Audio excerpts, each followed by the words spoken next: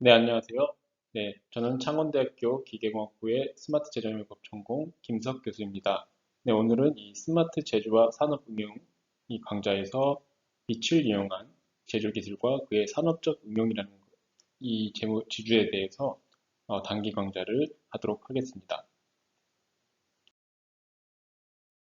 네, 컨텐츠는 다음과 같습니다. 제가 이 주제의 제목이 빛을 이용한 제조 기술 그리고 산업적 응용입니다. 즉, 이 빛을 이용한 제조 기술이 무엇인가 사실 상당히 궁금해하실 수 있을 것 같습니다. 하지만 이 강좌를 듣고 나시면 생각보다 이 빛을 이용한 이 제조 기술이 되게 많구나, 우리 주변에 우리가 무의식적으로 엄청 많이 쓰고 있었구나 라는 사실을 아시게 될 거라고 저는 생각합니다. 그래서 그렇지만 지금은 사실 생소하실 것 같아요. 그렇기 때문에 제가 조금 아주 쉽게 간단하게 이 강좌를 설명해 드리려고 좀 노력을 하도록 하겠습니다. 거기에 앞서서 그렇기 때문에 이 빛이란 도대체 무엇인가? 어떻게 해서 빛을 이용해서 제조를 할 수 있단 말인가? 라는 것을 해소시켜 드리기 위해서 첫 번째로 이 빛이란 무엇인가? 즉, 빛이란 무엇일까? 라는 것에 대해서 간단하게 제가 설명해 드리고 그 다음에 바로 이어서 이 두 번째 챕터로 이 반도체 제조의 핵심 공정입니다. 포토리소그래피라는 것입니다. 이 포토리소그래피라는 것에 대해서 잠깐 얘기를 해보도록 하겠고, 이제 여기서 한 발 더 나아가서 이 스테레오 리소그래피라는 기술이 있습니다. 이거는 즉 우리가 흔히 아는 3D 프린팅의 일종이라고 생각하시면 됩니다. 즉 이 3D 프린팅의 일종인 이 스테레오 리소그래피에 대해서 간단하게 살펴보도록 하겠고, 마지막으로 이 빛을 세게 모을 수가 있습니다. 이제 뭐 그거에 대해서 그게 바로 사실 우리가 여러분이 항상 많이 주변에서 보는 레이저 포인터 있죠? 레이저 포인터도 레이저인데 그 레이저를 이용한 가공 기술, 즉 레이저 기반의 가공 기술에 대해서 간단하게 설명드리고 이 강좌를 마치도록 하겠습니다. 네, 그러면 빛이란 무엇일까요? 우리가 사실은 이 빛이란 무엇인가를 한번 자세히 살펴볼 필요가 있습니다. 여러분 사실 흔히 주변에서 보는 게 빛, 빛하면 뭐가 떠오르시나요? 따뜻함, 밝음, 그리고 예, 희망 이렇게 떠오르지 않습니까? 예, 사실 이렇게 약간 추상적인 그리고 약간 그런 느낌으로 우리가 알고 있는데, 그럼 실제로 이 빛이란 게 무엇이기 때문에 우리가 이 제조를 했을 때 말인가? 되게 궁금하실 겁니다. 하지만 이렇게 생각해 보시면 좋을 것 같습니다. 이 우리가 태양빛을 밖에 나가서 따뜻한 태양빛을 받았을 때 어떻게 느끼십니까? 따뜻하죠. 따뜻하고 온기가 느껴지고, 네, 마음이 포근해집니다. 또한 이 눈을 녹일 수도 있고요. 또 얼어있던 얼음을 겨울에는, 봄에는 이게 녹일 수도 있고, 이런 것처럼. 그리고 중요한 건 우리가 사실은 무의식적으로 알고 있습니다. 이 태양빛, 태양에서 오는 빛이란 게 있기 때문에 우리가 이 생명이 존재하고 생명체가 에너지, 영양분을 공급받고 뭔가 에너지를 얻지 않습니까? 맞습니다.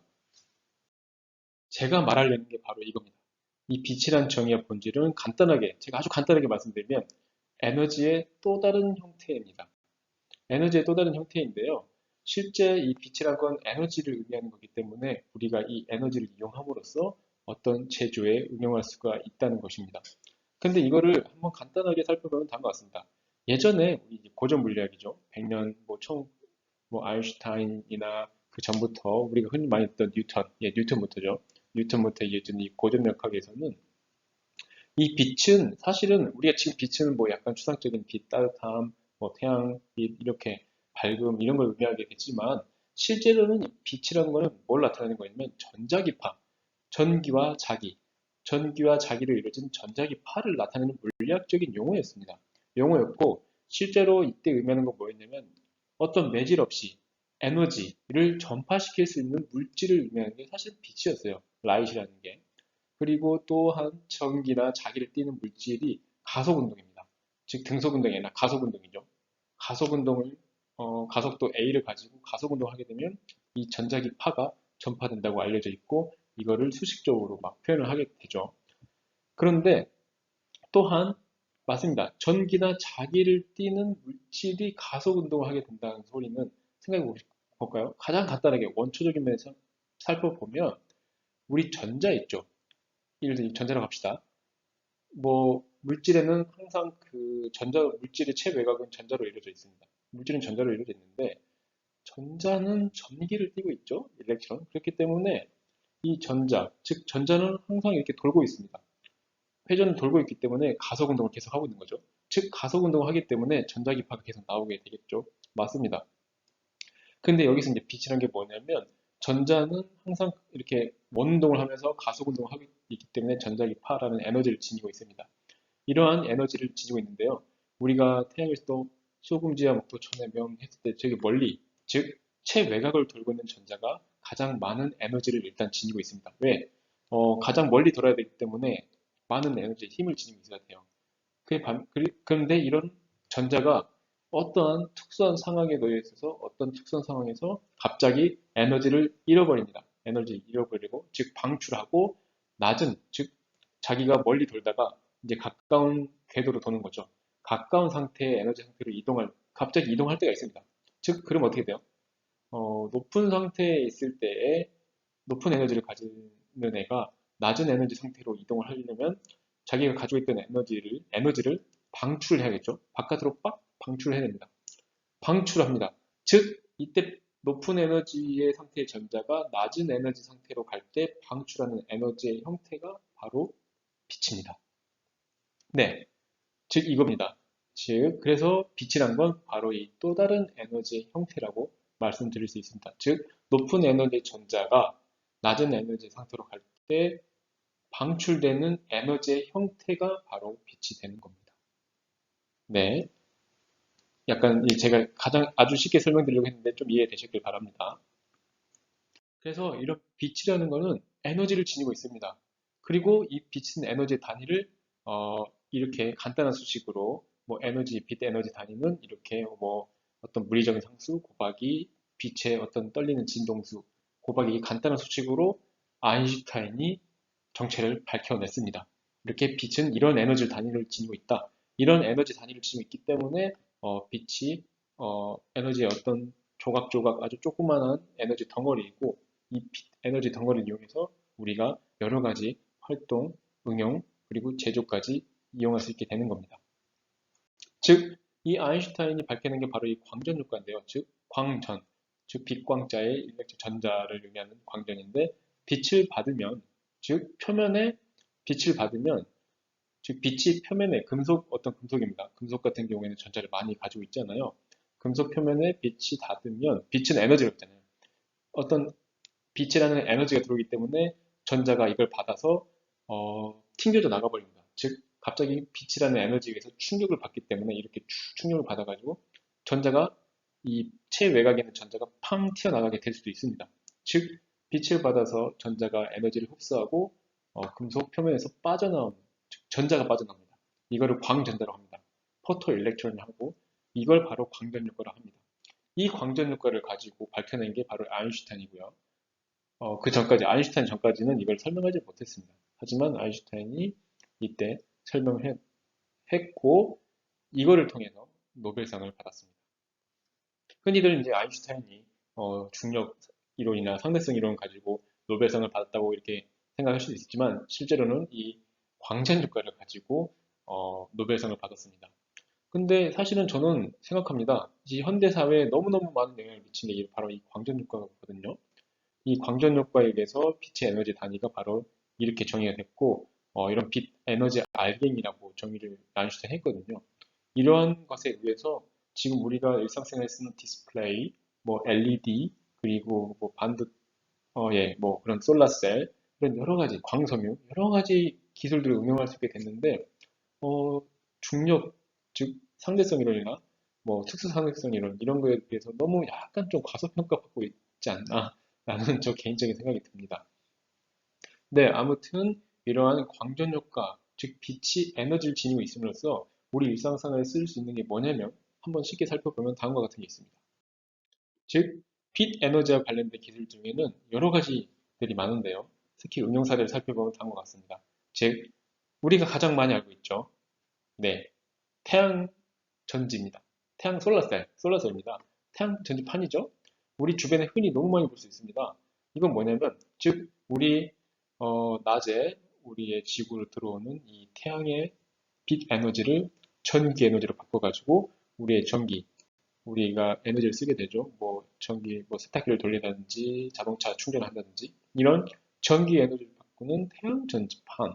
이거 바로 이 광전력과 빛 에너지를 이용하는 아주 가장 대표적인 예가 되겠습니다. 또 하나는 바로 이겁니다. 광섬유입니다. 빛을 이용하는 광섬유를 통해서 전기, 즉 전기 신호를 빛의 신호로 변환해가지고 정보를 전달하는 게 바로 광토시입니다. 빛을 이용해서 전기 신호를, 즉 빛의 신호가 전기 신호로 바뀌고, 아까 광전이죠. 그러니까 빛 신호가 전기로 바뀌고, 또 전기 신호가 빛으로 바뀌고, 이걸 통해서 우리가 신호, 정보를 전달할 수가 있습니다. 이거는 우리가 요즘 시대에 이메일을 쓰잖아요. 이메일을 쓰면은 0.1초 만에 지구 반대편에 있는 상대방에 가서 바로 전달이 됩니다. 이런 것들이 어떻게 통신이 이루어지게 될까요? 그리고 우리가 뭐 메시지를 보내거나 DM 메시지를 보내거나 아니면 뭐 영상통화를 할 수 있잖아요. 이렇게 지구 반대편에 있는 사람들과 바로 실시간으로 이렇게 영상통화하고 음성 메시지를 보내고 이런 것들이 어떻게 이루어지냐, 정보가 전달이 됐냐. 바로 이거는 광통신 때문입니다. 빛의 속도가 워낙 빠르기 때문에 뭐 1초에 지구 7바퀴 반을 돌잖아요. 그렇기 때문에 순식간에 모든 정보가 전달될 수 있는데 바로 이걸 이룰 수 있게 해주는 게 바로 이 빛을 이용해서 전기 신호를 빛을 변환해 가지고 빠르게 정보를 전달하는 이 바로 방통신에 있다고 할 수 있게 되고요. 또 하나 더 극명하게 우리가 쓸 수 있는 건 바로 이미지 센서입니다. 우리 요즘에 그 옛날에는 필름 카메라 썼지만 요즘에는 디지털 카메라 많이 쓰지 않습니까? 핸드폰에도 제 여기 있는 핸드폰도 바로 이 디지털 카메라가 달려 있고 또한 뭐 좀 좋은 거는 DSLR 같은 경우에도 디지털 카메라로 변환이 많이 되어 있고요. 미러리스 카메라죠. 예, 디지털 카메라 좋으신 분들도 있을 텐데 이 디지털 카메라에는 바로 이런 CCD 이미지 센서가 들어가 있습니다. 바로 이 이미지 센서는 뭐냐?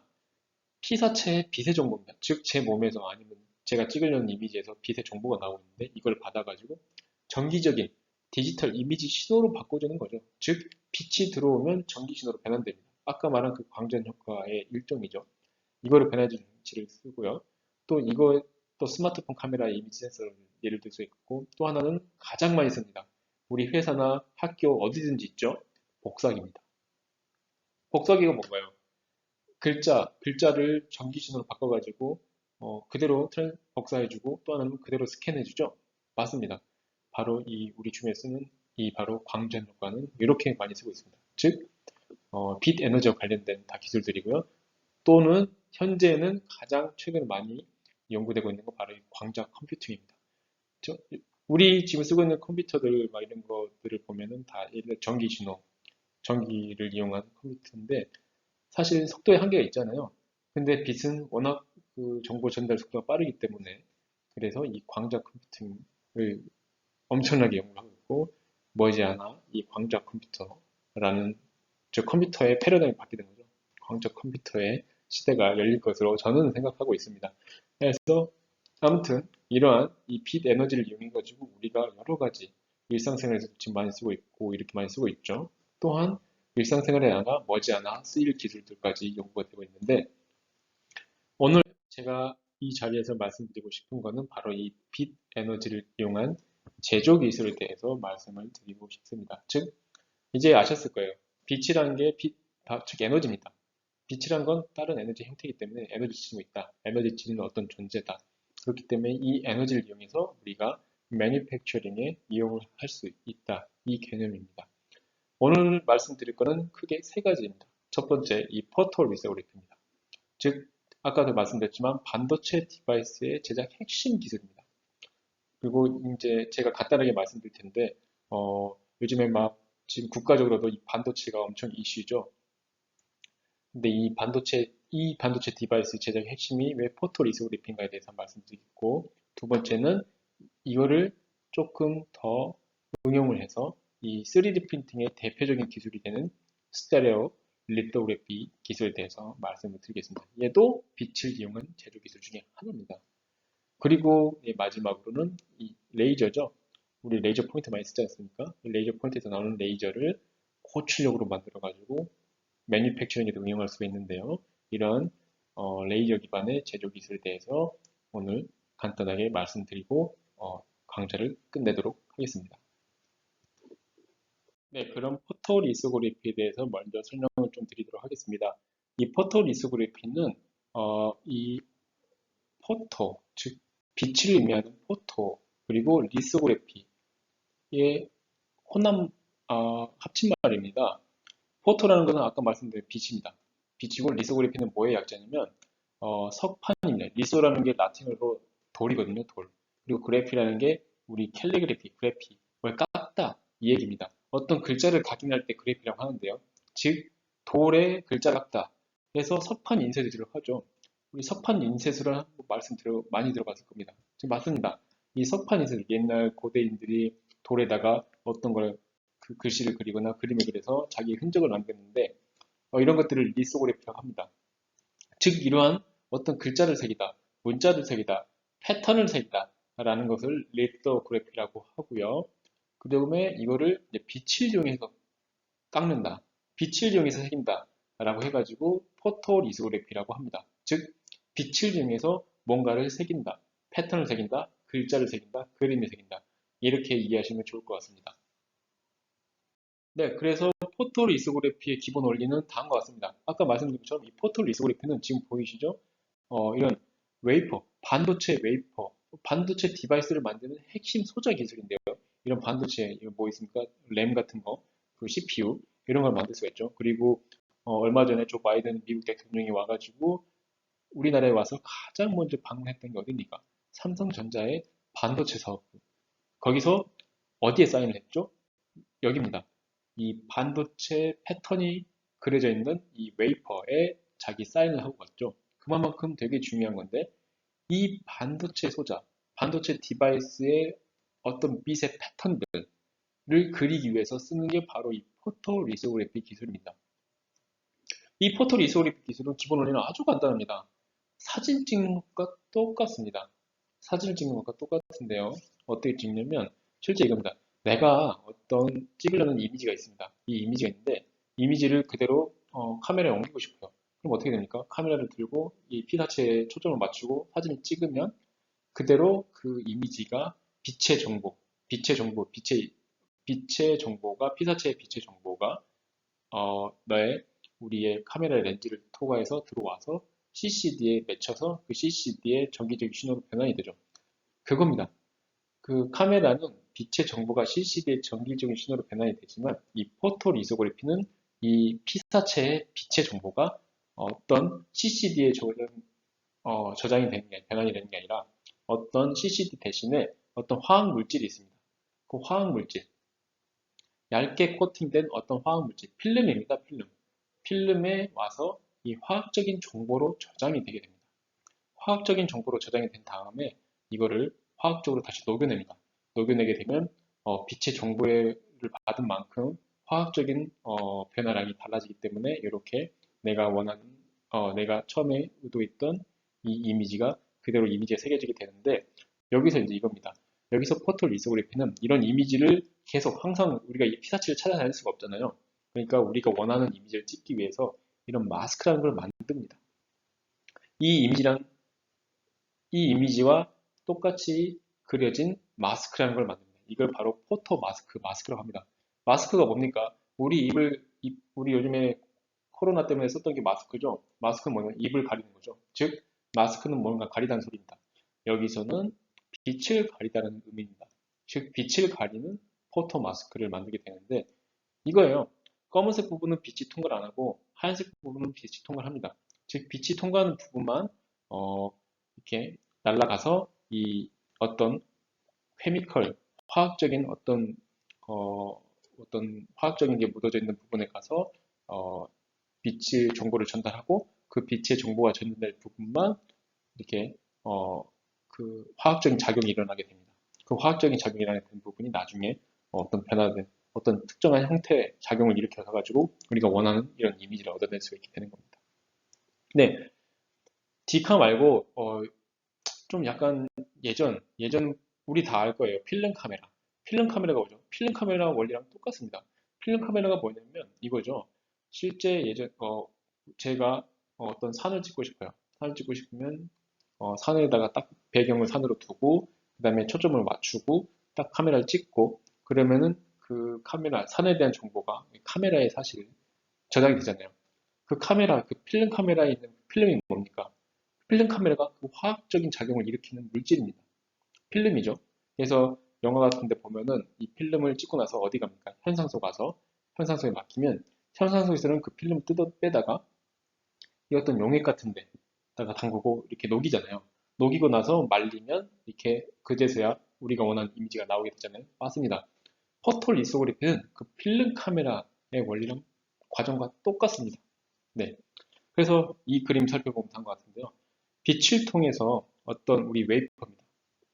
그 조 바이든이 서명했던 이 웨이퍼의 회로를 그려내는 이 노광 공정이라고 보시면 됩니다. 그래서 이거예요. 실리콘이라는 즉, 조 바이든이 설명했던 이 실리콘 원판에다가 어떤 필름 카메라에서 작용을 똑같이 하는 이 필름, 즉 화학적인 작용을 빛을 받으면 반응하는 광광 물질인 이 광광액을 바르고 그 위에다가 바로 이 우리가 마스크죠. 우리가 원하는 그림, 패턴 그림입니다. 이런 지금 그림 보이시나요? 이 그림은 바로 어떤 미세 패턴일 거예요. 이런 D램이나 CPU에 어떤 전기 회로들이 회로선들이 복잡하게 얽혀 있는 이런 미세 패턴들을 그대로 그려놓은 마스크입니다. 이걸 마스크라고, 그래서 포토 마스크라고 하고, 포토 마스크를 똑같이 그려놓고 그 뒤에서 빛을 이렇게 노광을 시킵니다. 빛을 주면 이 부분, 검은색 부분은 빛이 안 나가고 검은색, 하얀색 부분만 빛이 나가서 그대로 이쪽 부분으로 전사가 됩니다. 전사가 돼서 빛의 정보를 전달하고 나중에 우리가 감광액은 이 빛의 정보를 받은 만큼 변화가 돼 있기 때문에 나중에 어떤 용액이 넣고 녹이게 되면 우리가 원하는 이런 그림, 패턴 그림을 얻을 수 있게 되는 것이죠. 네. 네, 그래서 이러한 이 포토 마스크가 되게 중요한데, 이 포토 마스크 같은 경우에는 빛이 투과하고 안 하고 이렇게 결정이 되어 있습니다. 그래서 이거를 우리가 어떻게 이제 간단하게 살펴볼게요. 즉, 여기입니다. 포토 마스크가 여기 놓여 있겠죠? 놓여 있고, 뒤에서 빛을 이렇게 줍니다. 빛을 노광시킵니다. 빛을, 소스를 뿌리죠. 그러면 이 어떤 빛이 여기 도달하게 될 거고, 이 마스크는 여기 놓여 있으니까, 이렇게 검은색 부분은 빛이 나오지 않는 부분, 하얀색 부분 여기 있죠? 하얀색 부분은 빛이 나오는 부분. 이래가지고 빛이 나오고 안 나오고 나오고 안 나오고 이런 그 제가 이렇게 2D 이미지로 그려놓긴 했지만 실제로 이렇게 보면은 이런 포토 마스크에 의한 이미지가 그대로 이 여기죠? 이 위에 레지스트 즉 강광액입니다. 빛을 받으면 반응하는 이런 물질 위에 정확하게 패턴이 형성되게 됩니다. 이렇게 형성된 다음에 어떤 요객에 넣고 녹이게 되면 우리가 원하는 이 이미지를 그대로 얻어낼 수 있게 됩니다. 이게 제가 설명드릴 수 있는 가장 간단한 포토 리서그래피 기본 시스템입니다. 아주 간단합니다. 내가 원하는 그림 만들고 빛을 받으면 변하는 물질 위에다 놓고 덮습니다. 덮고 뒤에서 빛을 쏘이면 그대로 빛 쏘인 만큼 얘가 변화를 하게 됩니다. 또한 이 공정은 이렇게도 할 수 있지만 이렇게 우리 돋보기 아시죠? 예전에 돋보기 가지고 이렇게 햇빛 태양빛을 모아가지고 이렇게 종이 태우는 그런 장난도 많이 쳐봤잖아요. 그런 것처럼 마스크는 여기 있고 이 마스크에 있는 이미지를 사실 우리가 그 미세 패턴이니까 반도체는 사실 미세 패턴이잖아요.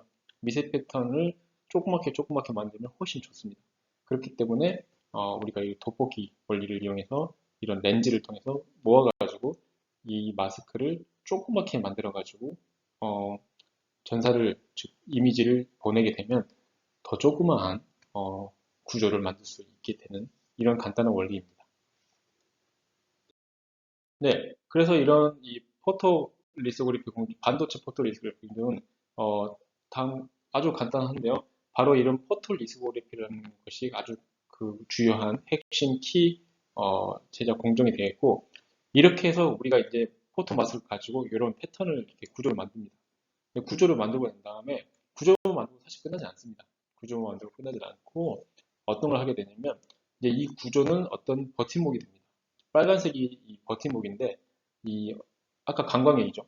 제가 말한 그 빛을 받는 변하는 감광액이 남아 있는데 얘를 매개체로 해가지고 다시 어떤 그 웨이퍼죠. 실리콘 웨이퍼라고 합니다. 조 바이든이 설명했던 그 웨이퍼라는 것 위에다가 얘를 놓고 얘를 빨간색, 즉 강광액을 버팀목으로 해가지고 계속 때려내고 어떤 가스나 그런 걸 투입시켜가지고 얘를 뜯어냅니다.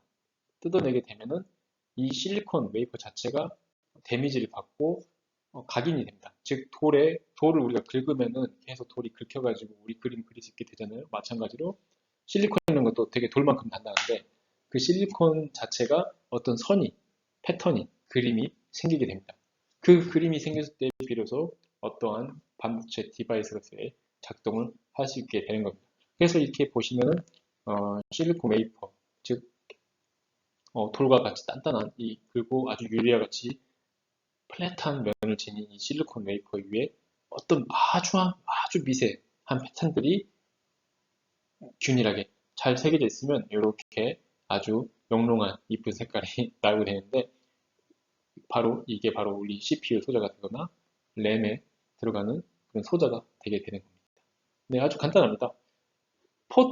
반도체, 즉 실리콘이 반도체입니다. 네, 실리콘이 반도체인데요. 실리콘, 즉 반도체 위에 포토리소그래피라는 걸 통해서 어떤 패턴, 그림, 어떤 구조를 새겨 넣는 게 바로 반도체 포토리소그래피다 라고 생각하시면 됩니다. 근데 여기서 반도체 위에 어떠한 그 그림, 패턴, 구조를 그려넣기 위해서 사용하는 게 바로 이 빛 에너지, 포토라는 것이라는 것을 여러분이 머릿속에만 좀 알고 계시면 너무너무 좋을 것 같습니다. 네, 그래서 요즘에 가장 최신 기술입니다. 사실 제가 아주 쉽게 말씀드렸지만 이 기술은 상당히 복잡하고 어렵고 고난이도의 어, 기술입니다. 사실 중국도 이거를 반도체 리소그래피 기술을 자기들이 1등을 하겠다고 엄청나게 많은 돈을 투자했지만 아직도 사실 잘 못하고 있잖아요. 그리고 삼성과 그리고 TSMC 그리고 SK 하이닉스가 아주 잘하고 있는데 거의 예, 왜냐하면 너무너무 어려운 기술이기 때문에 장벽이 너무 높아서 아무나 못 들어옵니다. 마찬가지로 이런 기술을 하기 위해서 지금 사실 써야 되는 이 포털 리소그래피 시스템 자체가 사실 어마어마하게 큽니다. 얘 삼성전자에서 몇 대씩 사오는 그 극자외선 리소그래피라는 게 있습니다. 자외선 우리 몸에 너무 안 좋죠. 그 아주 안 좋은 그 자외선, 아주 극도로 작은 자외선을 이용하는 게 바로 이 극자외선 포털 리소그래피 시스템인데 그 자외선이라는 걸 이용하면 이용할수록 더 조그마한 미세한 패턴을 얻을 수 있기 때문에 사실 이런 장비를 쓰는 건데 이 장비가 엄청나게 크고 엄청나게 비쌉니다. 네, 실제로 대당 수천억을 합니다. 대당 수천억이에요. 대당 수천억인데 사실 이거를 만들 수 있는 회사는 전 세계 딱 한 군데입니다. 여러분 많이 들어보실 수도 있어요. ASML이라고 합니다. 네, ASML은 사실은 의리라는 입장인데 값보다 위에 있는 의리라고 알려져 있는 회사입니다. 네, 삼성이나 TSMC에서도 줄을 서서 기다려서 장비를 받아야 되는 그런 아주 독보적인 위치에 있는 회사인데 이런 회사에서 이 포털 리소그래피 장비를 만들어서 팝니다. 왜? 이런 그 반도체 위에 아주 미세한 패턴을 그려넣기 위해서 포털 리소그래피 기술을 사용하게 되고 여기에 바로 있는 빛을 이용한 제조 기술이 아주 잘 사용이 되고 있습니다. 네, 이런 것들을 제가 여러분께 한번 보여드리고 싶었고요. 다음으로는 스테레오 리소그래피라는 것에 대해서 한번 살펴보도록 하겠습니다. 네, 포털 리소그래피에서 조금 더 나아갑니다. 이제 리소그래피라는 게 뭔지 알았잖아요. 이 리소그래피라는 거는 바로 어떤 거를 석판 인쇄술, 즉 뭔가 그려놓다, 뭔가를 만들어내다 라고 이제 인식을 하면 될 것 같습니다. 그런데 여기서 이제 앞에 포토가 아니라 포토는 원래 있습니다. 사실은 뭐 스테레오 포토 리소그래피를 해야 되는데 포토를 좀 이제 너무 많이 쓰니까 빼고 스테레오 리소그래피라고 합니다. 이 스테레오 리소그래피는 뭐냐? 우리 사실 스테레오라고 합니다. 서라운드 음향 할 때 스테레오라고 하죠. 스테레오라는 게 뭐냐면 입체입니다. 즉 입체 리소그래피. 즉 이 스테레오라는 말은 입체라는 뜻이고 이거를 바꿔 말하면 3차원이라는 말로 바꿔 풀었을 수 있습니다. 즉 3D 리소그래피. 근데 이제 이 리소그래피라는 게 제가 뭐라고 말씀드렸냐면 어떤 걸 그리다, 어떤 거를 패턴을 만들다, 구조를 만들다 라는 뜻이라고 했죠. 예전에는 석판 인쇄술을 했지만 요즘 시대에는 우리 현대 사회에서는 이게 뭘 만들고 구조를 만들다, 뭔가를 매니팩처링, 패브리케이션 하다 라는 뜻으로 인식을 해도 됩니다. 그래서 이게 앞에 스테레오라는 게 뭐냐면 입체적으로 뭘 만든다. 입체적으로 만드는 게 뭘까요? 맞습니다. 3D 프린팅입니다. 네, 3D 프린팅이에요. 이 스테레오 리스그래피는 최초의 지금은 우리가 3D 프린팅이란 말로 되게 익숙하지만 실제로 처음 기술이 고안되고 개발됐을 때 1980년대에 3D 프린팅 용어가 처음 나오기 시작했는데 그때 최초의 이걸 의미하는 단어는 바로 이 스테레오 리스그래피였습니다. 그래서 스테레오 리스그래피 즉 얘도 이제 저는 오늘 이제 빛을 이용한 스테레오 리스그래피 즉 3D 프린팅 기술에 대해서 말씀드릴 건데 어떻게 해서 이게 가능한지 한번 살펴보도록 하겠습니다. 네, 사실 스테레오 리소그래피의 원리는 아주 간단합니다. 실제 이 3D 이미지라는 것은 사실은 이 2D 이미지로 변환이 될 수 있습니다. 예를 들어서 이게 이 2D, 3 이게 뭐 나뭇잎이 3D라고 합시다. 그러면은 사실 이거를 이렇게 짧게 쪼개면 하나의 어떤 2D 단면 이미지로 변환시킬 수가 있겠죠. 예를 들어 봅시다. 우리가 병원에 가면은, 단층 촬영을 하잖아요. CT 촬영이라고 합니다. 그 CT 촬영이 뭐냐면은, 우리 몸의 어떤 내부에 있는 걸 장기나 아니면 뭐 이런 내부 구조를 3D 촬영을 시키게 되는데, 한 번에 3D 이미지를 얻어낼 수는 없습니다. 어떻게 하냐면, 그래서 이 장비가 와서 쭉 우리 몸을 머리부터 발끝까지 스캔을 하게 되는데요. 그때 뭐냐면, 머리부터 발끝까지 차근차근 천천히 스캔하고, 즉 단층 촬영을 하게 됩니다. 단층 촬영된 이 단층 이미지, 즉 거기서는 2D 이미지겠죠. 2D 이미지를 모아가지고 3D 이미지로 재구성을 해서 우리 몸의 3D 이미지가 형성이 되는 거거든요. 마찬가지입니다. 스테레오 리소그래피라는 것은 즉 3D 구조를 만들기 위한 어떤 3D 프린팅의 기술이라고 했는데요.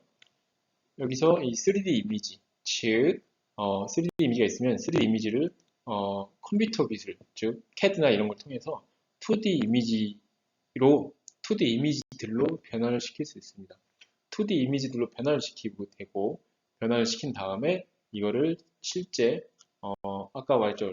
포토 리소그래피 하면은 그 2D 이미지를 그대로 어, 광, 감, 광에 반응하는 감광제, 즉 폴리머, 즉 화학적인 폴리머 물질 같은 거에 각인을 시킬 수 있다고 했습니다.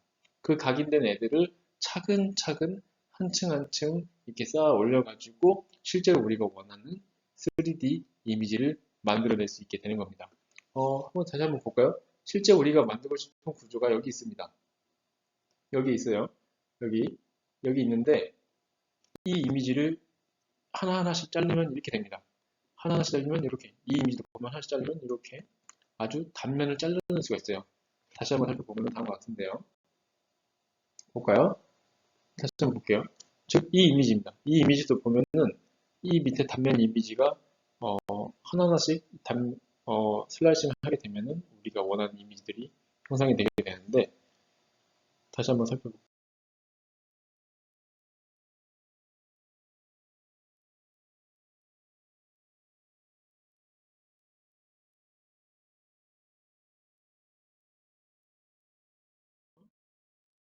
네, 이러한 이미지를 즉 그럼 이거죠.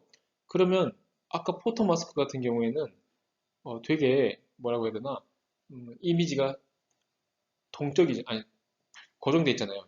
고정되어 있는 이미지를 이제 이 계속적으로 연속적으로 어떤 변화시켜줘야 됩니다. 즉 아까는 하나 즉 포토 리소그래피에서는 포토 마스크 한 장만 가지고 딱 빛을 쬐가지고 하나의 이미지를 원투원 이미지로 만들어냈다면 사실 이 스테레오 리소그래피 즉 빛을 이용한 3D 프린팅에서는 여러 개 아주 수많은 2D 이미지가 들어와야 됩니다. 수많은 2D 이미지가 합쳐져서 3D 구조가 형성이 되게 되는데 그러면 시간마다 이 2D 이미지가 계속 변환이 돼야 될 겁니다. 여기서 그래서 중요한 거는 바로 이 2D 이미지 2D 이미지들을 어떻게 해서 시간에 따라 변화시켜 줄 거냐 연속적으로 바꿔줄 거냐 하는 건데, 되게 어려울 것 같죠? 그렇지 않습니다. 너무너무 쉽습니다.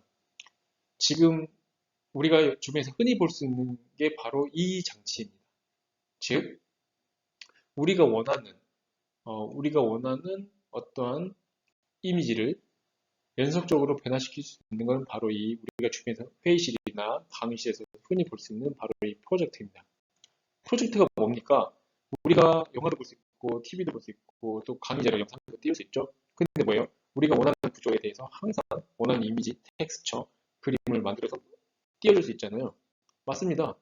그러니까 우리가 이 프로젝트를 이용하면은 이 정적인 이미지, 즉 이런 단순한 스태틱, 즉 포토 마스크를 넘어서서 항상 시시각각 시간에 따라 변할 수 있게 되는 동적인 이미지, 영화 같은 동적인 이미지로 만들어주게 되는 이러한 다이나믹 이미지를 만들어낼 수 있게 되는 겁니다. 바로 이게 우리 주변에서 흔히 볼 수 있는 프로젝트입니다.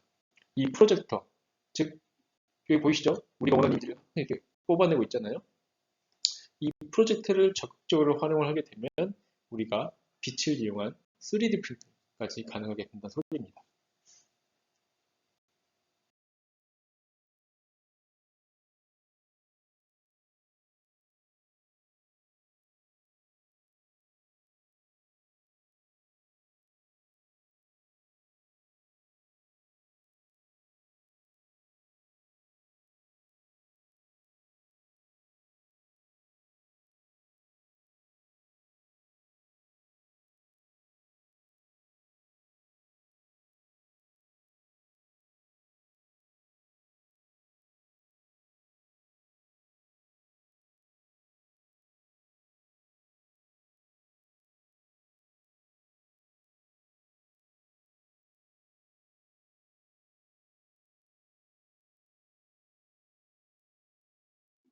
네, 그리고 아까 제가 말씀드린 이런 포토 리소그래피 기반의 기술에 바로 이 프로젝터, 이 프로젝트를 결합한 걸 바로 이 디지털 스테레오 리소그래피라고 합니다. 왜냐하면 우리 프로젝터는 항상 시시각각으로 이미지를 다양하게 변화시킬 수 있잖아요.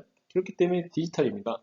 네, 그래서 디지털 스테레오 리소그래피, 디지털 스테레오 포토 리소그래피인데 이거를 다른 말로 어, 디지털 3D 프린팅이라고 우리가 부를 수 있습니다. 어, 제가 좀 적극적으로 살펴볼 수 있는 영상을 살펴볼 텐데요. 여기서 보면은 이 노란색 선이 어떤 단면입니다. 이 3D 구조 있죠? 이 백조. 백조의 이 단면에 어떤 단면을 보는 2D 이미지라고 보시면 2D를 뜰 거고, 이 2D 이미지가 이렇게 아래에서 위로 갈 때 어떻게 변화하는지 한번 살펴보시기 바랍니다. 그 변화하는 이미지를 그대로 우리가 이 디지털 프로젝터로 이렇게 쏴줄 수가 있습니다. 지금 그걸 제가 보여드릴게요. 네. 네, 한번 변하는 거 계속 보시면 쭉 올라옵니다. 이미지 계속 변하고 있죠? 네, 맞습니다. 쭉 변하고 있죠? 네, 우리가 알고 있는 3D 형상 구조랑 완전 다르죠? 이 위에서 보는 단면이라고 생각하시면 됩니다. 그렇죠? 이게 바로 3D 스캔에도 올리기도 합니다. 그렇죠? 이미지가 계속 변하죠? 이거를 우리가 프로젝트로 이렇게 쏴줄 수가 있습니다. 그리고 시간에 따라 이미지가 이렇게 계속 변하죠?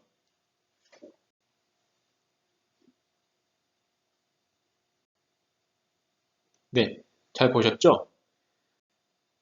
이런 거를 잘 활용을 하게 되면 우리가 이제 진짜 원하는 3D 프린팅 할 수 있게 되는데,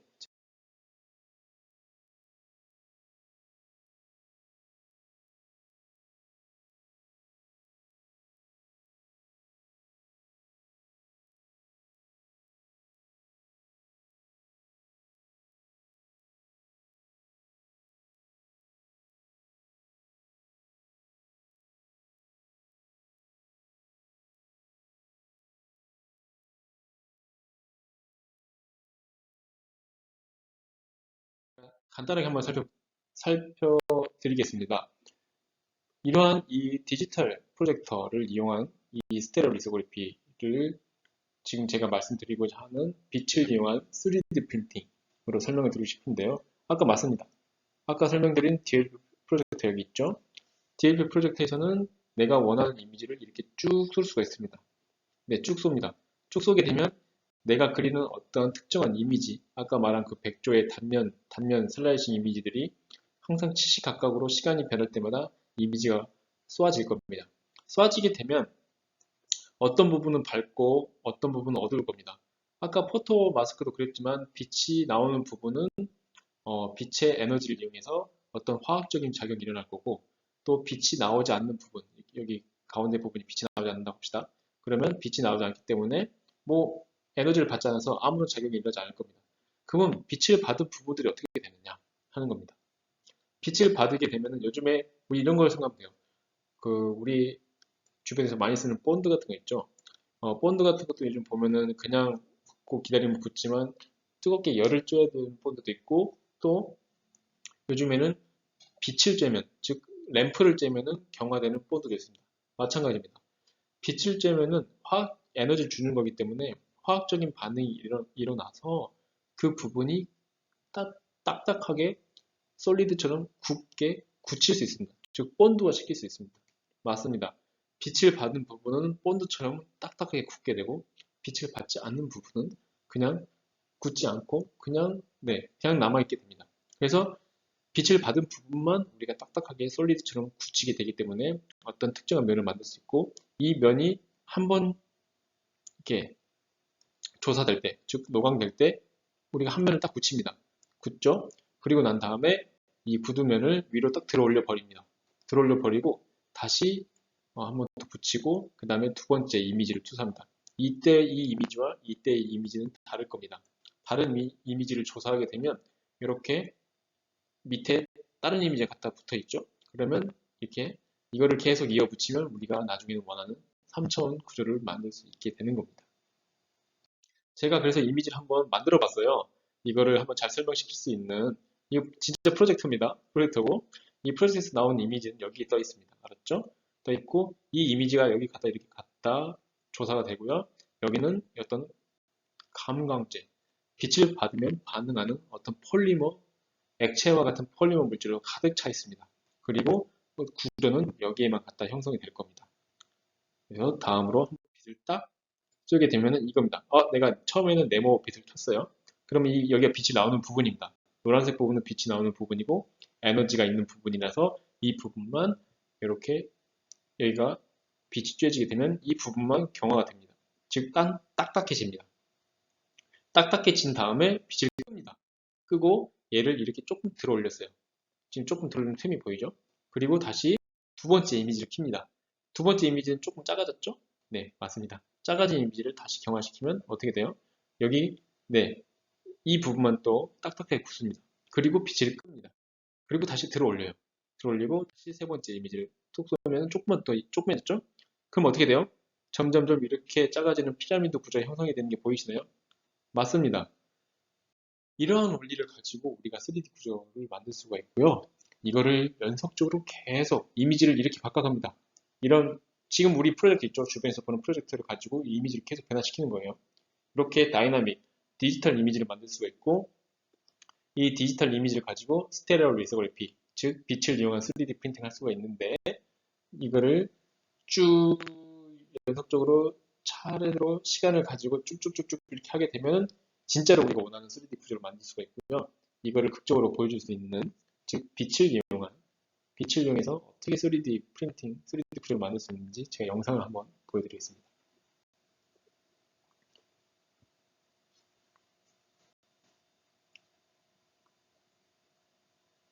자, 아직은 잘 안 보이는데 이제 곧 보일 겁니다. 자, 이 3D 구조 지금 뽑혀서 나오고 있는 거 보이나요? 예, 지금 3D 프린팅 되고 있는 겁니다. 계속 3D 구조는 올라가고 있고 이 밑에서 이 이미지는 이렇게 계속 변하고 있는 겁니다. 네, 이미지는 이렇게 계속 밑에서 변하고 있어요. 이 밑에서 이미지가 계속 변하고 있고요. 이렇게 해서 얘가 쭉 딸려 올라오고 우리가 원하는 3D 구조를 계속 만들어낼 수 있게 되는 겁니다. 자, 이렇게 빛의 조사, 빛의 에너지를 쏘음으로써 우리가 화학적인 반응을 일으키고 화학적인 반응을 일으킨 것들이 계속 쌓여가지고 결국에는 우리가 원하는 3D 구조를 만들 수 있게 되는 것을 쉽게 볼 수 있으셨죠? 네, 제가 최대한 쉽게 설명드린다고 했지만 잘 좀 이해가 되셨길 바라겠습니다. 네, 그래서 이렇게 이런 빛을 이용한 3D 프린팅 기술은 우리 산업계에 있어서 여러 가지로 진짜 많이 쓰일 수 있습니다. 뭐 어디에 쓰일 수 있겠냐 이렇게 의문을 가질 수 있지만 실제 얘는 이 3D 프린팅 기술은 예를 들어서 이 자동차 산업에서 어, 지금은 대량 생산을 하지 않고 사용자마다마다 자기가 원하는 구조가 다릅니다. 사용자마다마다 자기가 원하는 컨셉이 다르고 그렇기 때문에 이걸 mass customization이라고 합니다. 즉 엄청나게 많은 수의 각기 원하는 게 다 다르다라는 뜻입니다. 그래서 이 mass customization을 하기 위해서 차 안에 있는 내장재를 진짜 한 사람 한 사람마다 다 다르게 제작을 해줄 필요가 좀 있습니다. 그런 걸 하기 위해서는 사실 지금 같은 대량 생산 체제로 할 수가 없겠죠. 그래서 이제 3D 프린팅 기술이 여기에 적극적으로 활용되기 될 수 있습니다. 될 수 있고요. 실제 여기 활용되려고 열심히 노력하고 있습니다. 뭐 현대나 기아나 아니면 외국 자동차 같은 경우는 이 3D 프린팅을 이용한 내장재 출력을 요즘에 한창 열심히 연구하고 있습니다. 그래서 자동차의 이런 파트, 안에 내장재, 그리고 이 안에 그 그릴, 그리고 사실 외장재는 다 메탈이지만 내장재를 보면 솔직히 자동차 내장재 거의 다 폴리머, 뭐 우레탄 폼, 다 폴리머잖아요. 그 폴리머 같은 거를 이렇게 다 3D 프린팅을 이용해서 가볍게 뽑아낼 수가 있습니다. 뿐만 아니라 실제로 이런 3D 프린팅 기술은 여러 가지 산업계에도 이용이 될 수가 있는데요. 첫 번째로 이 덴탈, 치과 보형물, 우리 이빨 이거 임플란트 할 때 모양을 떼야 되잖아요. 옛날에는 되게 불편한 걸로 떴는데 지금은 이 3D 스캔하고 그걸 가지고 3D 프린터로 바로 뽑아낼 수 있습니다. 또한 어디 메디컬, 특히 바이오메디컬 쪽에 엄청나게 많은 응용을 하고 있고요. 그다음에 공작 기계, 공작 공구 만드는 데 많이 쓰고 있고 또 아까 말씀드린 대로 오토모티브나 뭐 항공 그리고 여러 가지 일렉트로닉스의 3D 프린팅 기술을 사용을 하고 있고 특히 거기서도 아까 말씀드린 대로 빠른 그 빛을 이용한 이 3D 프린팅 기술, 빛을 이용한 스테레오 리소그래피 기술이 정말 여러 가지 각양각색의 산업군에 쓰이고 있습니다. 네, 다음으로는 이제 레이저 기반의 제조 기술에 대해서 여러분께 설명드리겠습니다. 레이저 같은 경우는 우리가 잘 알고 있습니다. 지금 사실 뭐 회의할 때나 아니면 뭐 수업 시간에 이 레이저 포인터 많이 씁니다. 그렇죠? 이 레이저 포인터 왜 씁니까? 빛이 앞으로 쭉 직진하게 되고 또 네, 직진하게 되고 밝잖아요. 맞습니다.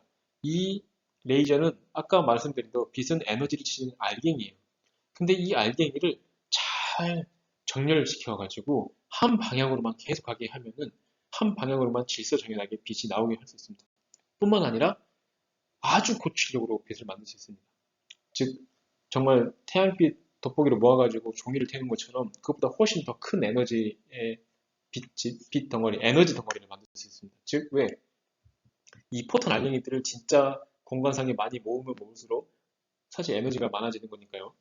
이렇게 아주 고출력의 레이저를 만들게 되면은 빛을 모으면 정말 단위 면적당 엄청나게 많은 에너지가 쌓이게 되고 이게 뭐 물론 폴리머, 메탈, 유리, 세라믹까지 다 녹일 수 있게 되는 아주 큰 아주 네 좋은 이 제조, 매뉴팩처링 툴로 이용될 수가 있습니다. 이 레이저를 이용한 이 기반 제조 시스템은 너무너무 간단합니다. 왜냐? 사실 이 레이저, 앞서 보여드린 이미지에서 그 레이저가 나오게 되는 그 레이저 발진 장치만 있으면 돼요. 발진 장치만 있으면 되고, 또 우리가 아까 말했죠? 제가 태양빛을 모을 때 돋보기 쓴다고 했잖아요. 돋보기 쓰는 것처럼 그냥 돋보기 쓰는 것처럼 렌즈, 빛을 모을 수 있는 렌즈 하나만 있으면 됩니다. 자, 렌즈를 통해서 빛을 아주 조그만 부분에 집약을 시켜놓고 이제 그 밑에 내가 가공하려는 어떤 제품을 올려두기만 하면 됩니다. 이 올려뒀을 때 이 제품이 X, Y, Z 3축으로 움직여주기만 하면 됩니다. 움직여주기만 하면은 빛은 이렇게 나오고 있는데 이렇게 빛이 이렇게 나오고 있고 여기에 빛이 나오는 이 부분에 물체를 올려두고 X, Y, Z로 움직여주기만 하면은 이걸 가지고 우리가 레이저 기반의 어떤 물질 제조 시스템으로 활용할 수가 있게 되는 겁니다. 네, 시스템은 이렇게 간단하고요. 실제로 이 시스템을 응용했을 때 재료 가공의 가장 기본적인 원리는 네 가지가 있습니다. 이쪽으로 갈수록 레이저의 그 출력이 세기가 커지는 겁니다. 그래서 레이저가 처음에는 물질을 히팅만 시킵니다. 즉 레이저 파워가 제일 약할 때는 물질에 닿았을 때 이렇게 온도만 따뜻하게 히팅만 시켜주게 됩니다. 이거는 어떻게 설명할 수 있냐면, 예를 들어서 레이저를 가지고 우리 나무를 태워서 가공하죠. 이럴 때 사용될 수 있다고 생각하면 될 것 같습니다. 좀 물질을 약간 히팅시키고, 그 다음에 조금만 더 에너지가 커지게 되면 재료를 녹여버립니다. 재료를 녹여버리면은 이제 금속이나 폴리머 같은 경우는, 특히 금속 같은 경우는 녹아버립니다. 그 멜팅이 되죠. 레이저 멜팅이 있겠고, 그 다음에 세 번째로 조금 더 에너지가 세면 슈루탄을 맞은 것처럼 재료가 폭발해버립니다. 이걸 레이저 어블레이션을 하게 되고요. 즉 폭발을 맞으면 빵 터집니다. 즉 재료가 날아가 버립니다. 그리고 마지막으로는 조금 더 에너지가 세면 바로 이렇게 물질의 제4상태죠.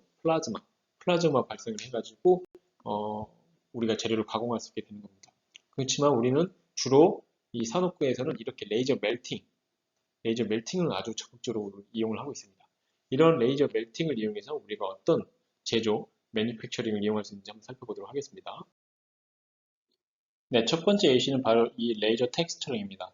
아까 말씀드린 그 레이저 멜팅을 이용하게 되면은 표면을 녹일 수 있고, 이 고출력의 레이저를 통해서 이 표면을 이렇게 미세한 마이크로 구조, 아주 조그만 입체적인 구조의 패턴을 형상화시킬 수 있습니다. 네, 이 텍스처링을 이용을 하게 되면은 우리가 표면을 여러 가지 특성의 재미있는 특성 상태로 바꿀 수가 있어요. 표면을 질감은 바꿔도 우리가 물방울이 잘 묻지 않는 표면 그런 걸로 바꿀 수 있는데 한번 예를 보시겠습니다. 동영상을 볼게요. 자, 이렇게 표면을 이렇게 레이저 텍스처링을 해 갑니다. 지금 이 레이저로 표면을 텍스처링을 해 가고 있는 상태입니다. 이렇게 텍스처를 바꾸게 되면 표면의 질감을 바꾸게 되면 바뀌었죠? 이렇게 물방울이 묻지 않는 표면으로 바뀌게 됩니다. 텍스처링이 안 된 부분은 어떻습니까? 물방울이 붙지만 텍스처링이 된 부분은 물방울이 붙지 않게 되죠. 이렇게 레이저 강을 통해 가지고 우리가 표면을 개조시킬 수 있는 표면 텍스처링, 레이저 텍스처링 기술로 사용을 할 수가 있습니다. 두 번째로 또 우리가 레이저 커팅 하는 데 이용할 수 있습니다. 레이저 커트 같은 경우에는 실제 더 고출력의 레이저를 이용해 가지고 우리가 실제 두꺼운 메탈을 자르는 데 이용할 수 있습니다. 얘는 정말로 메탈을 녹여 가지고 우리가 실제 뭐 이렇게 그냥 다른 공구를 쓰지 않고 레이저만 이용해서 어떤 두꺼운 철판을 자르는 데 이용할 수가 있겠죠. 동영상을 한번 보도록 하겠습니다. 네, 지금 레이저를 쏘고 있는 거예요. 보이시나요? 아주 빠르게 우리가 이 두꺼운 철판을 이렇게 잘라 나갈 수 있죠. 네, 보이시죠? 네. 이런 것처럼 우리가 이 레이저를 이용하면은 정말 여러 가지 소재, 뭐 구리, 알루미늄, 뭐 스틸, 뭐 이런 어떤 두꺼운 철판을 아주 쉽게 잘라낼 수가 있습니다.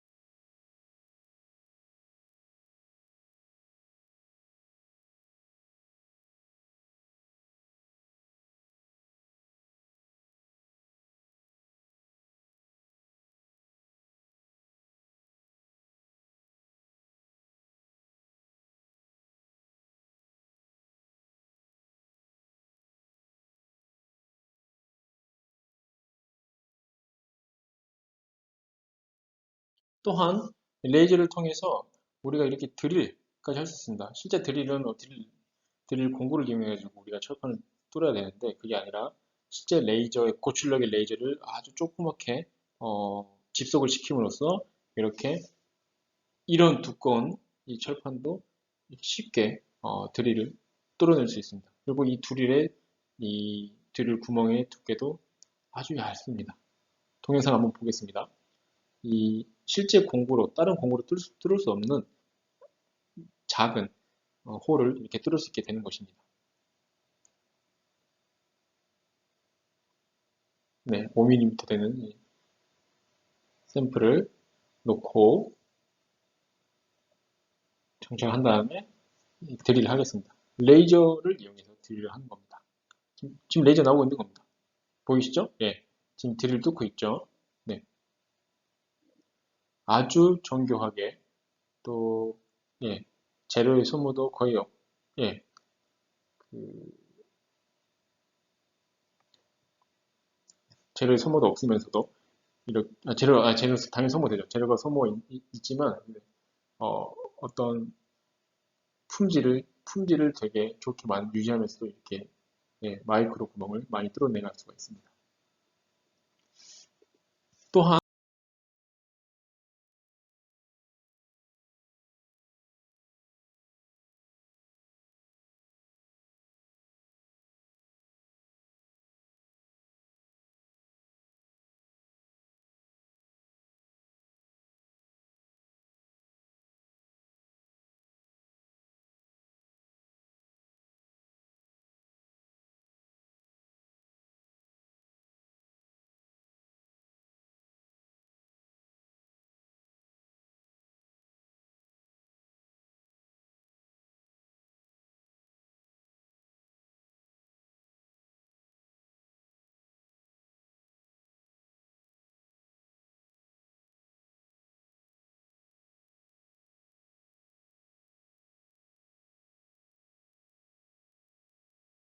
이 레이저 웰딩의 용접입니다. 특히 이 고출력 레이저를 이용해서 우리가 레이저 웰딩, 용접하는 데 많이 이용할 수 있습니다. 기존의 컨벤셔널 웰딩 같은 경우에는 이렇게 불균이라거나 아니면 이런 형상이 가공이 된다면 실제 레이저 웰딩을 통해서 접합한 부분은 이렇게 깔끔하게 형상이 나오는 걸 볼 수가 있으시죠?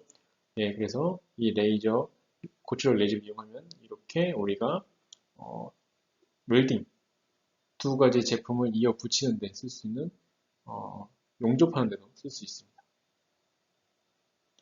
보이시죠? 네, 이렇게 레이저를 이용해서 용접하고 있습니다. 마지막으로 실제로 이 레이저 기반을 이용해서 우리가 금속 3D 프린팅도 할 수가 있습니다. 실제 이 금속을 3D 프린팅하는 것은 상당히 어려운 기술 중에 하나입니다. 하지만 이 고출력의 즉 빛 에너지를 고도로 집속시킨 이 레이저를 이용한다면 우리가 이 금속 파우더 있죠? 여기 파우더 있습니다. 금속 분말로 이루어진 금속 파우더를 뿌려넣고 이 위에 우리가 어, 원하는 라인대로 레이저를 집속만 시켜주게 되면 이 금속 분말이 녹아가지고 자기들끼리 뭉칩니다. 뭉치게 되면 끈끈해지고 솔리디피케이션 되고 딱딱해지겠죠? 이제 그 원리를 이용해가지고 우리가 원하는 3D 구조를 만들어낼 수 있게 됩니다. 그래서 최근에 떤 금속 3D 프린팅 한다고 생각하면 대부분 이 레이저 기반의 금속 3D 프린팅 기술이 많습니다. 영상을 한번 보고 이해를 해보도록 하겠습니다. 네. 영상을 보면 여러분이 아주 자세하게 이해할 겁니다. 네. 지금 레이저로 이 금속 분말을 녹여서 어떤 패턴, 그림을 만들고 있는 겁니다. 지금 보이시죠?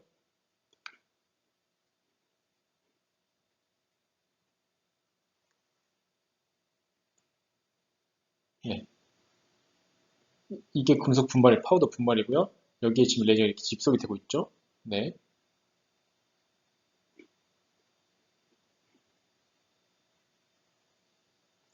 예, 우리가 만들고 싶은 구조는 바로 예, 이 구조입니다. 이 구조인데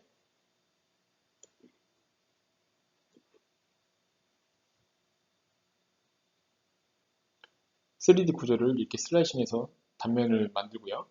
이제 장비에 넣고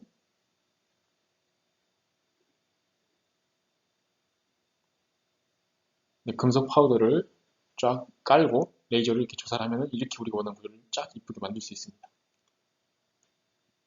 네, 레이저가 집속되는 부분만 금속 파우더가 멜팅이 돼서 굳어서 솔리디피케이션 되는 겁니다. 된 다음에 이렇게 한 땀 한 땀 만들어서 내리고 또 파우더 깔고 그리고 파우더 깔고 그리고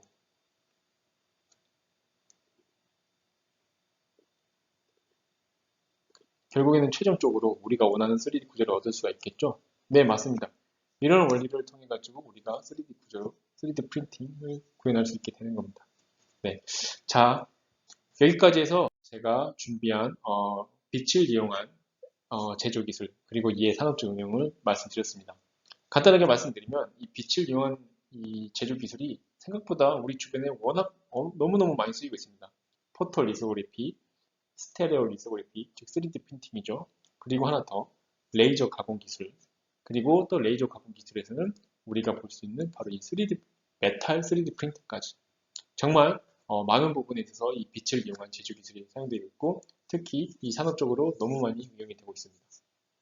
네, 그래서 오늘 제가 말씀드린 부분이 여러분의 어떤 업무에 있어서 조금이나마 도움이 됐으면 좋겠고, 네, 좋겠다는 마음을 전달드리면서 오늘 강연은 여기서 마치도록 하겠습니다.